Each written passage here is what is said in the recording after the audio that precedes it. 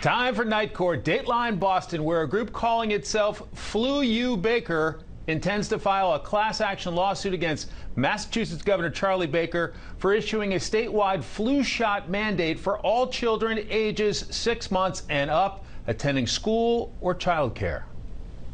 They want to mandate your soul. They want to mandate your freedom. They want to mandate your body. Let's bring in tonight's legal panel, criminal defense attorneys Brian Claypool and David Bruno. Gentlemen, welcome. Hey, Mike, thanks for having me. Exhibit A, take a listen to these protesters outside the State House in Boston. We think that's complete government overreach, and we're here to fight for all the kids. They shouldn't have to get the flu shot. You're forcing us to inject something into our child that we don't agree with. I don't like random things just going into my body without my consent, so I don't like it. Brian, your thoughts on those concerned parents? Well, they're very legitimate, Mike. First of all, a governor is supposed to regulate or take care of the affairs of a state. I don't see the word legislate in the definition of governor. We've seen this time and time again. Governors closing businesses, closing churches, removing statues, and now telling people they've got to get flu shots.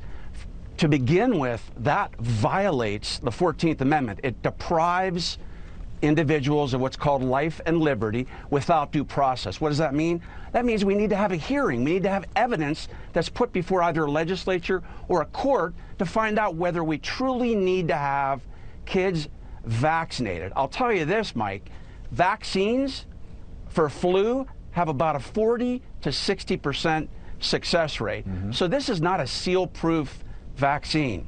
Exhibit B, Massachusetts Governor Charlie Baker, quote, "I would hope people would understand this is an important part of how we continue to fight the coronavirus here in Massachusetts. The more people who get the flu shot, don't get the flu, and don't wind up in the ER." So, Brian, what about that argument from the governor?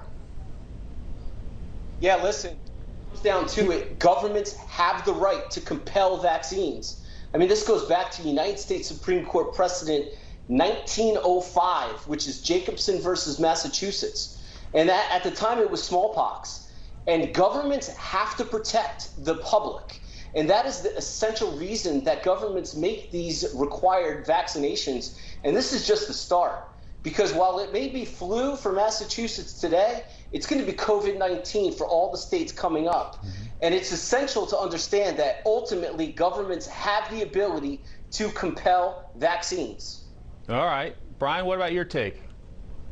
Yeah, hey, Mike, there's no evidence before anybody in the country that forcing kids to have a vaccine is going to preempt, for example, them getting COVID-19. In fact, I've got some statistics for you here that are pretty compelling to show that there is not a risk, a health risk going on in the country with kids. In the winter of 2019 up through February 2020, kids aged 5 to 11, 31 kids died. 25 kids aged 12 to 17 died. Now, look, I get it. Every child's life is important. I have a daughter who's 14. But I will tell you, those numbers do not justify the government stepping in and usurping the decisions of parents to govern their own kids. All right, David, we lost you early on. So any other thoughts on this hot topic before we conclude Night Court for the weekend? Yeah, while the statistics may be what they are from Brian about the children, it does not mean that it's still not a health risk, because the children, if infected, could not show symptoms and then later get it to the elderly with a very high risk. So in the end, it's going to come down to United States Supreme Court precedent here. 1905, Jacobson versus Massachusetts, like I said, is going to compel, and it's going to be available to the government in the event it's required to protect the public. Gentlemen, thank you so much. Have a wonderful weekend. Take care, Mike. You bet. Have a good Labor Day weekend, Mike.